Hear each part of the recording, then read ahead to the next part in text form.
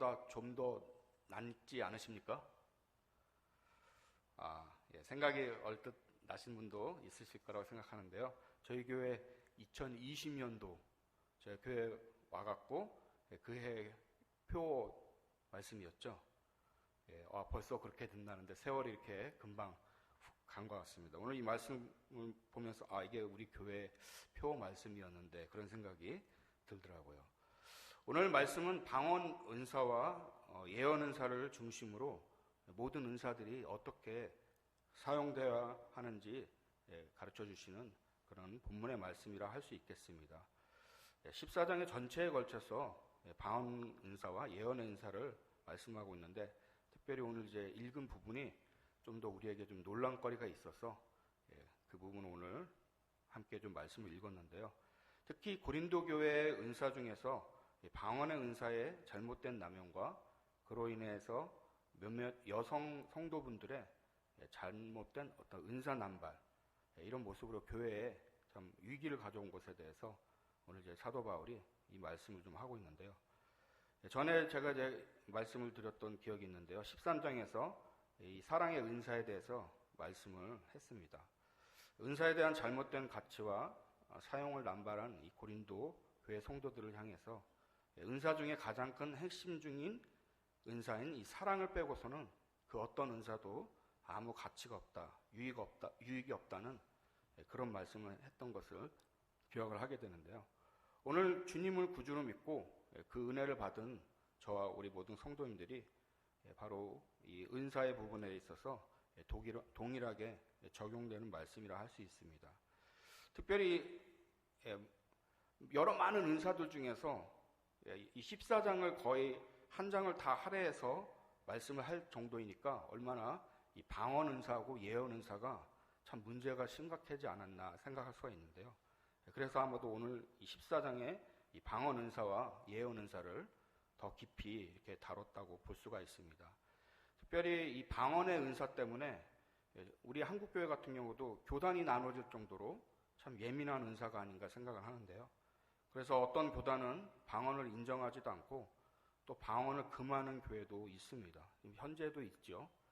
저희 교회의 교단 같은 경우는 뭐 그런 정도는 아니지만 또 목사님들의 어떤 신앙이나 그런 노선의 모습에서도 그런 부분을 좀 더 이렇게 밀어주고 이렇게 하는 부분의 모습도 있지만 그 반대로 또 이렇게 좀 많이 자제하는 그런 분위기에 있는 목회 하시는 목사님도 좀 경험을 했는데요. 아무튼 이 방언 은사가 참 많이 예민한 것 같습니다. 사도 바울은 이 방언 은사에 대해서 분명하게 말씀하는 것은 이 방언 은사도 부정해서는 안 된다는 거죠.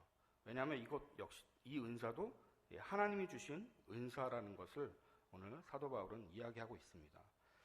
다만 이 방언의 은사 또는 예언의 은사가 모두가 어떤 유익이 있고 어떻게 쓰임 받아야 할지 우리가 그것을 잘 좀 깨달아서 그 부분으로 가야 하는 것을 오늘 좀 말씀을 통해서 우리는 좀 살펴봐야 하는 것이죠. 오늘 본문 1절에서 읽지는 않았지만 사랑을 추구하며 신령한 것들을 사모하되 특별히 예언을 하려고 하라 이렇게 먼저 말씀을 하고 있습니다. 이미 첫 구절에서 은사의 유익이 다 있을 텐데 이왕이면은 더 큰 유익을 얻는 방향이 어떤 것인지를 이미 좀 지시를 좀 해주는 그런 사인을 좀 보이고 있는 것이죠. 은사의 유익의 방향의 차이가 있음을 오늘 말씀해주고 있는데 바로 예언과 방언을 이 두 가지 은사를 통해서 좀 극단적인 어떤 그런 모습을 좀 볼 수가 있는데요. 예언의 은사라는 것이 무엇입니까? 우리가 일반적으로 생각해서 뭐 미래를 점치는 그런 은사인가 생각할 수 있는데 그런 은사가 아니라 프로페테이스라는 말로 하나님의 뜻을 밝히고 그 말씀의 진리를 정확하게 전달하는 것, 이것을 예언의 은사라고 합니다. 당시 고린도 교회에는 아직은 성경 66권, 특별히 이제 신약 성경의 정경이 다 완성되지 않았기 때문에 아직까지도 하나님의 계시가 이제 오기 때문에 그런 부분에 있어서 예언이라는 말을 쓰고 있는데요.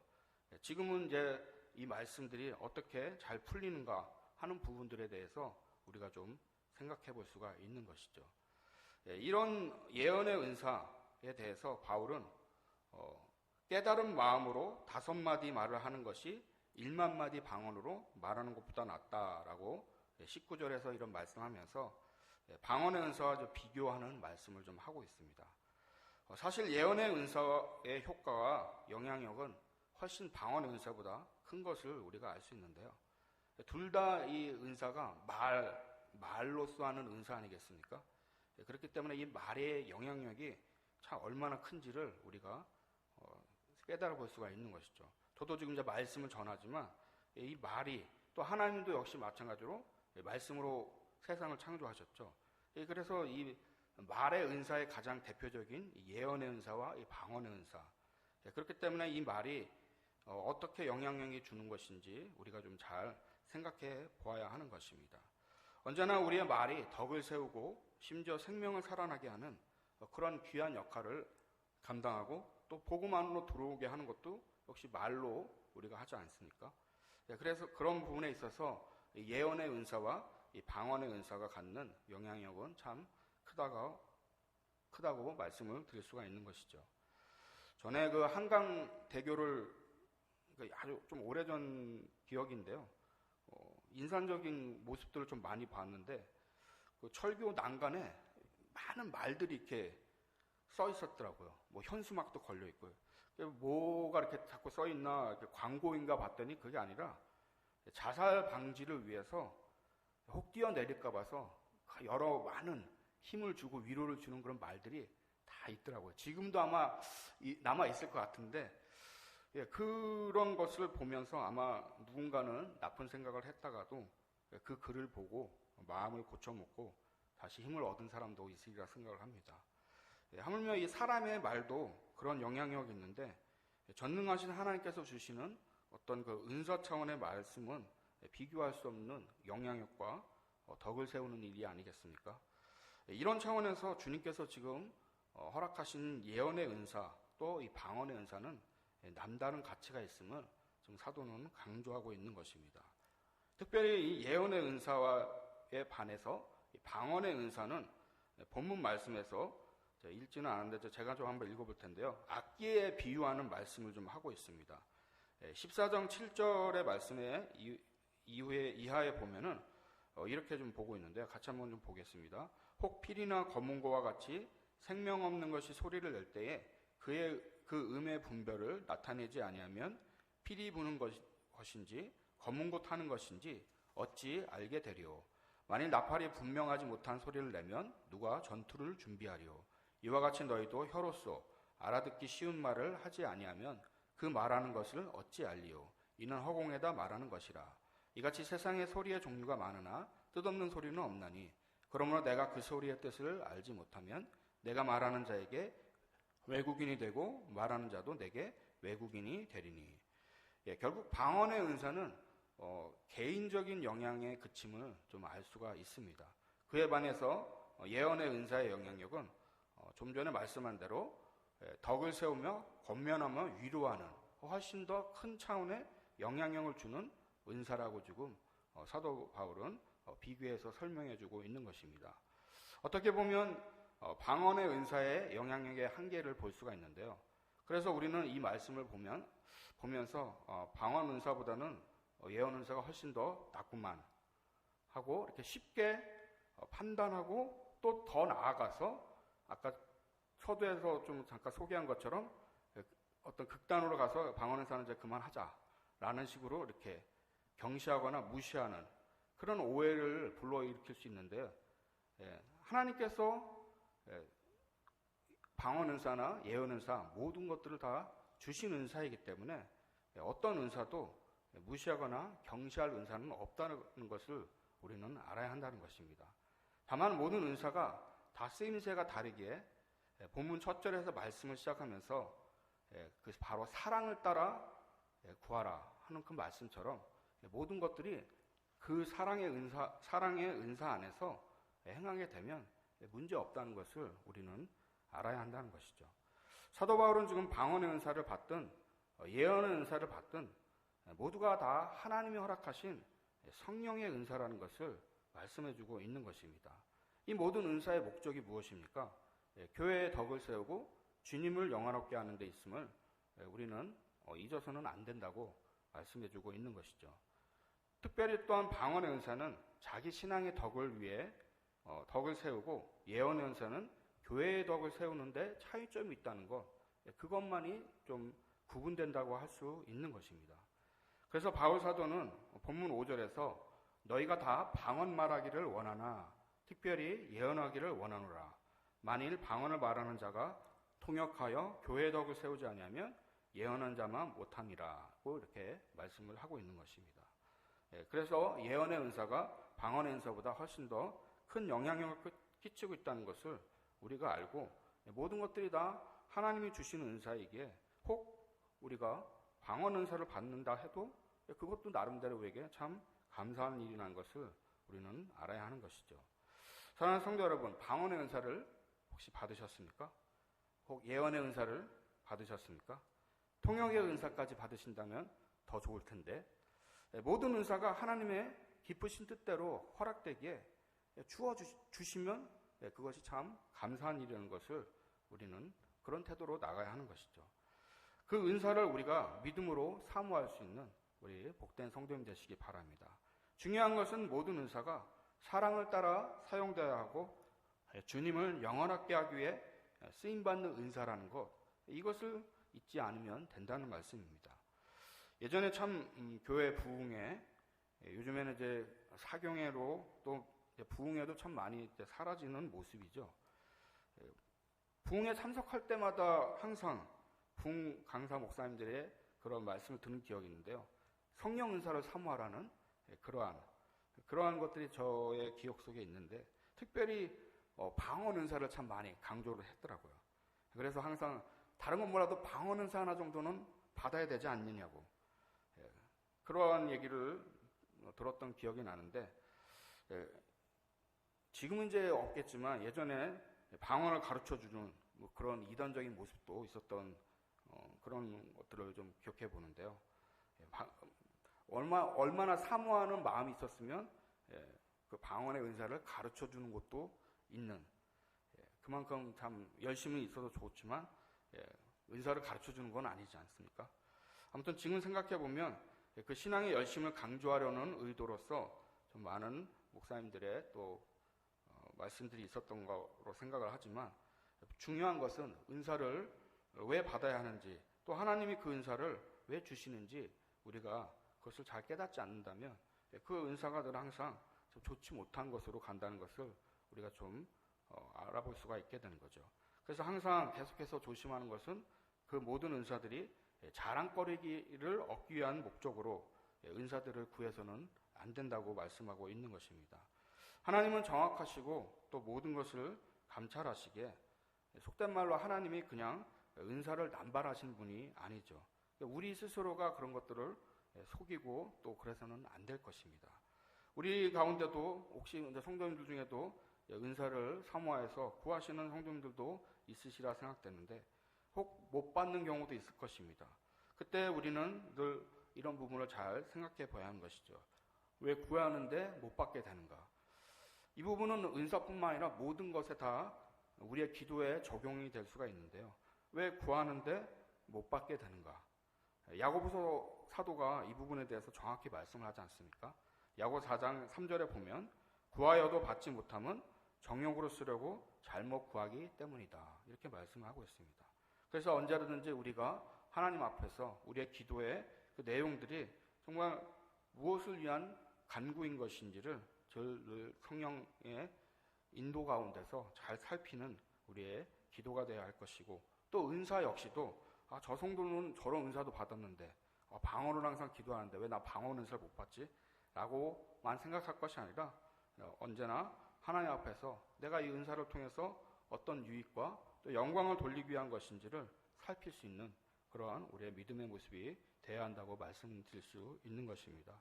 결국 방언의 은사이든 예언의 은사이든 또 오늘 한 단계 더 나아가서 통역의 은사이든 하나님의 은사의 다양함을 인정함과 동시에 그 모든 은사들이 오늘 본문 26절 말씀에 그런지 형제들아 어찌할까? 너희가 모일 때에 각각 찬송시도 있으며 가르치는 말씀도 있으며 계시도 있으며 방언도 있으며 통역함도 있나니 모든 것을 덕을 세우기 위하여 하라 라는 이 말씀을 우리가 늘 항상 마음 깊이 새겨야 한다고 말씀드릴 수 있는 것입니다. 모든 다양한 것들을 하나님께서 허락하시는데 그 모든 것이 다 하나님의 영광을 위해서, 교회의 덕을 위해서 그 모든 은사들이 쓰임받아야 한다고 말씀을 하고 있는 것이죠. 여기까지 말씀을 하고 딱 은사에 대한 말씀을 끝나면 오늘 이제 설교가 딱 끝날 텐데 논란거리가 이제 생기는 것이죠. 오늘 읽은 본문의 말씀에서 이제 오해의 소지가 많고 또 해석에 따라서 여전히 여기에 받아들이지 못하는 부분이 많이 있는 것입니다. 고린도 교회는 참 하나님께서 은혜도 많이 주셔서 은사자들도 많이 있고 나름 왕성한 주의 사역을 잘 감당한 교회였습니다. 쟁쟁한 주의 사역자들도 많이 있었고, 그래서 예전에 바울파니 아볼로파니 파당도 벌어질 정도로 참 그런 왕성한 그런 교회였는데, 또 한 가지의 문제가 뭐였냐면 바로 이 은사를 많이 받은, 신령한 은혜를 많이 받은 여성 성도들에 대한 문제가 이 교회에 또 있었다는 것이죠. 오늘 읽은 본문 34절만 딱 읽고 적용을 하면 너무나 큰 분쟁이 생기고 지금도 여전히 목사님들 사이에서도 이 말씀으로 교단 간에 분쟁이 생기고 있습니다. 저희 교단을 비롯해서 몇몇 교단들은 이 말씀을 근거로 해서 여성 목사님은 안 된다라는 말씀이 여기에 나오고 있죠. 깊이 들어가면 복잡해지기 때문에 오늘 이런 부분에 대한 말씀을 나누기보다는 왜 이런 말씀이 나오는지에 대한 어떤 배경적인 말씀에 좀 초점을 두고자 하겠습니다. 고린도전서 오늘 14장 34절에 이렇게 말하죠. 여자는 교회에서 잠잠하라. 그들에게는 말하는 것을 허락함이 없나니 율법에 이른 것 같이 오직 복종할 것이오. 이 말씀처럼 실제로 여성 성도들이 교회에서 의견을 말하지 않고 있습니까? 저희 개성교회에서도 우리 여성 성도님들, 권사님들은 입 싹 닫고 가만히 계십니까? 아무 소리도 안 하나요? 아니시죠? 그런 말씀이 아닙니다. 오히려 여성 성도님들이 얼마나 사이도 바르고 남성 성도들보다 훨씬 더 보지 못하는 부분들도 참 날카롭게 지적도 잘하시고 참 귀한 일도 많이 하고 계시죠. 당시 고린도 교회는 은사가 충만하고 참 하나님께서 다양한 은사들을 허락하셨는데 문제는 이런 은사들을 주체하지 못하고 자랑하는 모습이 있었다는 것이죠. 일반적인 것은 아니지만 주로 저의 경험으로 볼 때도 여성 성도분들이 훨씬 더 뜨겁지 않습니까? 신앙에 대한 또 교회에 대한 관심과 그런 사모하는 열정이 참 더 남달라 보이는데요. 하나님은 언제나 사모하는 자에게 허락하시는 은혜가 더욱 큼을 우리는 잊어서는 안 되는 것이죠. 그래서 여성이든 남성이든 그것이 성별의 문제가 아니라 더 뜨겁게 하나님을 사모하고 더 가까이 가는 자에게 하나님의 귀한 은혜를 허락하신다는 거죠. 아마 그래서 고린도 교회에도 뜨겁게 주님의 은사를 사모하는 몇몇 성도님들에게 하나님의 귀한 신령한 은사들을 훨씬 더 많이 받고 또 그 은혜를 충만히 받았을 것이라고 생각이 되는데요. 문제는 이것이 어떤 자랑의 모습으로 나아간다는 거죠. 주체하지 못하는 것. 성령의 열매 중에 맨 마지막 열매가 무엇입니까? 절제죠. 이 절제 열매까지 딱 들어가면 참 좋을 텐데 이게 되지 않았기 때문에 예배가 방해받을 정도로 시끄러워졌던 것입니다. 이렇게 예배를 드리다가 갑자기 은혜 받았다고 뻘떡 일어나갖고 이렇게 예언을 한다든지 방언으로 말을 한다든지 이러면은 참 곤란하지 않겠습니까? 이런 부분들이 있었다는 거죠. 또 보통 이제 이렇게 오늘도 우리 성도님들 부부 이렇게 오신 분들도 계시는데 부부가 같이 신앙생활 하는데 보통은 이제 남편분도 열심히 하시지만 아내분이 더 앞장서서 하는 경우가 많이 있으니까 그때도 아마도 그랬던 것 같습니다. 그래서 아내가 참 더 하나님을 사모하고 신기한 하나님의 은사도 막 받고 방언도 하고 그러나 이제 남편들은 그에 버금가게 하면 좋을 텐데 그렇지 못했나 봅니다. 은사가 자랑의 모습으로 가서는 안 되는데 사람인지라 수군거리는 거죠. 또 가정에서도 어떻겠습니까? 당신은 기도가 약해서 방언도 하나 못 받고 말이야. 뭐 이런 식으로 얘기가 나오게 되면 아무래도 가정에서도 분란이 일어나지 않겠습니까? 기도를 안 하니까 그런 은사가 없지. 믿음 없이 아직 멀었구만. 뭐 쉽게 이렇게 말을 던져버리면 참 마음에 상처가 오게 됐죠. 자칭 은사파들이 등장한 것입니다. 은사 받은 자들끼리 모임을 갖는 것이죠. 우리 목사님은 아직 기도가 부족해서 신령한 것을 몰라. 이렇게 쉽게 그냥 판단해버리는 거죠. 이렇게 되면은 교회가 어떤 모습이 되겠습니까? 은사 받은 자들끼리 모임을 갖고 예배 시간에 성령의 임재하심을 막 드러내어 그게 좋기는 하지만 그것을 순서와 어떤 오늘 말씀의 제목처럼 품위와 어떤 질서가 있어야 될 텐데 이런 모든 것들을 다 무너뜨려 버리는 모습이 되고 교회에 분란이 일어나게 되는 거죠. 원래 사도 바울은 여성 성도들이 교회에서 기도하고 예언하는 권리가 없다고 말한 것이 아닙니다. 이미 사도는 여성 성도들이 어떻게 은혜를 받고 또 그런 기도를 받아서 은사를 받았으면 처신해야 되는지에 대한 교훈의 말씀을 지금 본문에서 해주고 있어요.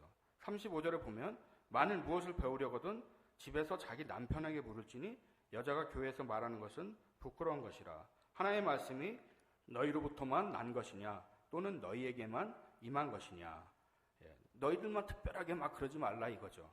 그래서 남편과 함께 가정에서 그런 모든 질서들을 좀 잘 다스리라고 이렇게 지금 말씀을 하고 있는 것입니다. 공적 집회에서 갑자기 분위기 파악 못하고 전혀 관련 없는 질문을 하거나 자기 은혜 받은 간증 이야기를 늘어놓고 이런 식으로 예배 모임을 혼란하게 하는 자들이 있었기 때문에 오늘 고린도 교회 성도들을 향해서 사도 바울이 이런 말씀을 하고 있는 것입니다. 주님은 주의 복음 안에서 남녀 차별이 없음을 이미 말씀해주고 있습니다. 갈라디아서 3장 28절에 보면은 너희는 유대인이나 헬라인이나 종이나 자유인이나 남자나 여자나 다 그리스도 예수 안에서 하나이니라. 이미 하나님께서 지금 이 말씀이 성차별적으로 여자는 그래서 교회에서 말하면 안 돼. 복종하고 잠잠해야 돼. 그런 식의 어떤 성차별적인 발언이 아니라 하나님은 이미 주님 안에서 차별 없는 그런 말씀을 하고 있는데 문제는 질서를 어지럽히는 그 은사를 자기 과시용이나 자랑거리로 또 나아가서 정말 분란을 일으키는 그런 모습이 되었기 때문에 오늘 지금 특별히 고린도 교회에 분란을 일으키는 여성 성도들을 향한 그런 메시지라고 좀 우리가 이해해 볼 수가 있는 것입니다. 혹 우리는 이런 말씀과 함께 예수님도 12제자들을 모두 남성으로 선택했기 때문에 예수님부터가 먼저 성차별을 한 그런 분이 아니신가 이런 의구심도 가질 수가 있는데 절대 그런 것이 아니죠. 예수님께서 정말로 성차별을 하셨다면 우리가 잘 아는 말씀 있지 않습니까? 사마리아 여인을 만나러 가는 그런 말씀이 있는데 사마리아 여인, 사마리아의 그 민족이 어떤 민족인지 이번 주에 우리 목사님도 그런 말씀하셨는데 유대인과는 상종도 안 하죠. 거기다가 여인입니다. 예수님께서 여인을 만나러 갈 일이 없죠. 만약에 어떤 성차별을 하는 그런 주님이시란다면. 그런데 그렇지 않았다는 것을 우리가 말씀을 통해 알지 않습니까?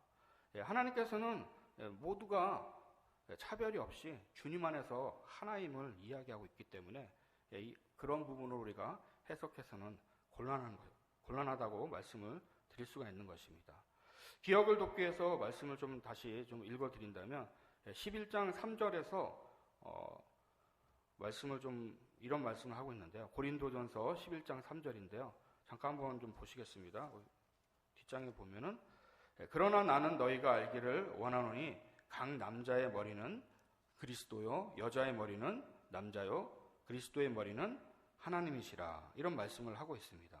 그러나 주 안에는 남자 없이 여자만 있지 않고 여자 없이 남자만 있지 아니하니라. 이는 여자가 남자에게서 난 것 같이 남자도 여자로 말미암아 났음이라. 그리고 모든 것은 하나님에게서 났느니라. 오늘 어떤 좀 본문의 이 말씀을 근거로 해서 어떤 남녀의 어떤 그 높고 낮음을 차별하고 그런 것들을 할까 봐서 이미 11장에서 미리 한번 말씀을 드렸습니다. 주님 안에서는 남자와 여자가 따로 있지 않고 모두가 다 똑같은 주님의 백성들이라는 것, 하나님 안에 다 하나라는 것을 말씀하고 있는 것이죠. 그렇기 때문에 오늘 이 본문의 말씀이 자칫하여서 여자는 그래서 안 돼 라든지 교회 안에서 여자는 복종해야 된다, 오늘 이 말씀을 그대로 적용하면 참 곤란하다고 말씀을 드릴 수가 있는 것입니다. 중요한 점은 주님께서 주시는 은사는 누구나 남녀노소를 상관하지 않고, 전에 그런 경우도 봤는데요. 어린아이도 방언을 하더라고요. 그러니까 하나님께서 주시고자 하는 은사가 있으면 어린아이인데 방언하는데 방언하는 기도를 하더라고요. 그런 것들을 볼 때 하나님께서 귀한 은혜를 주시고자 한다면 어떤 그거에 예외는 없다는 거죠. 필요에 의해서 하나님께서 주시고자 하는 그런 역사들을 우리가 제한할 수는 없는 것입니다. 모든 것들이 다 하나님께서 그 은사를 통해서 하나님을 영화롭게 하고 또 교회의 덕을 세우기 위해서 주시는 은사임을 우리는 잊어서는 안 된다고 말씀드릴 수 있습니다. 악한 사단 마귀는 늘 언제나 극단으로 또 편협된 어떤 것들을 통해서 결국은 교회를 분산시키고 또 분란을 일으키는 그러한 모습으로 유혹을 하고 넘어뜨리게 하는데, 우리는 오늘도 이 말씀을 통해서 하나님의 진정으로 원하시는 뜻이 무엇인지 깊이 깨달아야 한다고 말씀할 수가 있는 것입니다. 온전히 하나님께서 원하시는 것은 오늘 본문 14장의 34절의 말씀처럼 33절, 하나님은 무질서의 하나님이 아니시오 오직 화평의 하나님이시니라 모든 성도가 교회에서 함과 같이. 이것이 하나님께서 원하시는 뜻이기에 모든 주님께서 주시는 은사들을 통해서 이러한 모습이 나타나는 것이 하나님이 기뻐할 일이라는 것을 우리는 알아야 하는 것입니다. 사랑하는 성도 여러분, 다양한 은사, 하나님이 주시는 은사들입니다. 그 어떤 것도 우리가 쉽게 판단하거나 제한할 수 없는 것이고, 또 그것에 그 은사들이 경시하거나 또 그런 것들을 무시해서도 안 되는 것이죠. 다만 모든 은사들은 오늘 바울사도가 얘기한 것처럼 사랑을 따라서 하나님의 교회와 하나님의 영화를 위해서 우리가 쓰임받도록 힘써야 한다고 말씀드릴 수가 있는 것입니다. 말씀을 맺겠습니다. 방언의 은사도 주님이 허락하신 은사이며 예언과 통역도 물론 주님이 허락하신 은사입니다. 모든 은사들이 그렇듯이 주님께서는 이 모든 은사들을 통해 우리 주님의 교회와 자신의 신앙의 유익을 위해서 지혜롭게 쓰임받도록 인도받기를 원하고 계시는 줄로 믿는 것입니다. 주님 안에서는 또한 성별, 신분, 연령을 막론하고 누구나 차별이 없이 주님의 귀하신 영혼들이기에 그 영혼들이 온전히 하나님의 뜻을 따라서 자녀답게 품위 있게 질서 있게 쓰임받기를 원하는 것이 하나님의 뜻임을 오늘 우리의 말씀을 통해 깨달아 볼 수가 있는 것입니다. 원하기는 우리 모든 성도님들이 더욱더 이 신령한 은사를 사모하는 것을 또 그런 열심을 내는 것에 주저하지 마시고 더욱더 하나님의 신령한 은사를 사모할 뿐만 아니라 그 사모한 은사를 통해서 혹 하나님이 주시는 그런 은사들을 받았다면 정말 하나님을 위해 또 교회의 유익을 위해 귀하게 쓰임받는 우리 복된 성도님 되시길 진심으로 부탁을 드리겠습니다. 기도하겠습니다. 고마우신 하나님의 은혜를 감사드립니다. 하나님이 주시는 은사들이 얼마나 참 다양하고 또 그 은혜들이 참 우리가 헤아려 볼 수가 없다고 오늘 말씀하고 있습니다. 모든 은사들은 하나님이 정말 교회의 덕과 또 우리 자신들의 신앙의 유익을 위해 주신 은사들이기에 이 은사들이 오직 하나님의 영광을 위해 귀하게 쓰임받도록 힘쓰고 또 이 은사들을 사모하는 우리 모든 성도님들로 은혜를 베풀어 주시옵소서. 더욱더 하나님이 주시는 풍성한 은사를 통해 우리 개성교회가 날마다 부흥하고 하나님께 귀한 영광 드리는 교회로 자리매김할 수 있도록 주여 함께하여 주시옵소서. 믿사옵고 예수 그리스도의 이름으로 감사하며 기도드립니다. 아멘.